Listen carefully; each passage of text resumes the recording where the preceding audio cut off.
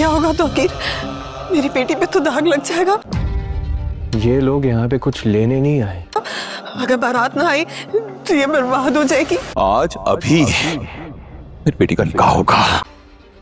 अगर तुम्हें इतनी अच्छी तरह इनके इरादों का पता है तो फिर तुम्हें ये भी पता होगा कि ये कौन है और इनको किसने भेजा है। पिछली एपिसोड में हमने देखा कि दुआ और आहत की शादी तैयार होती है और अचानक से आहत दरवाजे पर जाता है तो डाकू उसे पकड़ लेते हैं। डाकू पूरे घर को घेर लेते हैं और आसपास कब्जा कर लेते हैं और उन सबको बाहर ही नहीं जाने देते। ये बहुत बड़ी परेशानी बन जाती है। यहाँ तो कीर कहता है नुदरत को किसी ने फ़ोन किया, उन लड़के वालों को उनका नंबर बन जा रहा है और सबको यहाँ पर इल्म हो जाता है कि इनको शादी की वजह से बाहर नहीं जाने दिया जा रहा और अपने तौर पर सारी फैमिली को लेकर आता है आहत के घर पर तौकीर, ताकि पता चलवाए कि वो हम तो उनके घर पर आए थे, आगे से उन्होंने ही दरवाज़ा नहीं खोला।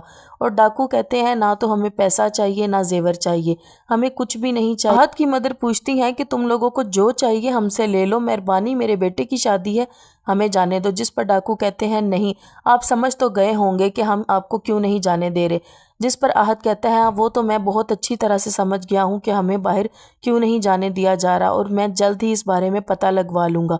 अब नुदरत और दुआ बहुत ज़्यादा परेशान होते हैं यही सोच सोच कर कि बनेगा क्या, कौन शादी करेगा, बदनामी हो जाएगी। जिस पर तौकीर के दिल में ये बात आती है कि शादी तो दुआ की आज ही होगी, शादी मैं इसकी आज़र से करवा दूँगा।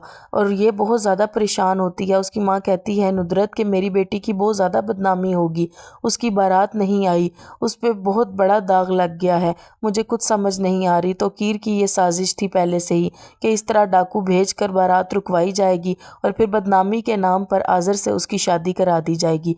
आज़र पहले से ही शादीशुदा है। तौकीर कामयाब हुआ। तौकीर इसी तरह दुआ को कहता है कि तुम्हारा निकाह आज ही होगा और आज़र से। अब देखते हैं नेक्स्ट एपिसोड में कि दुआ की किस्मत क्या वाकई ही इतनी अच्छी है, वो बच जाएगी या तो वो आज़र और तौकीर के हत्थे चढ़ जाएगी।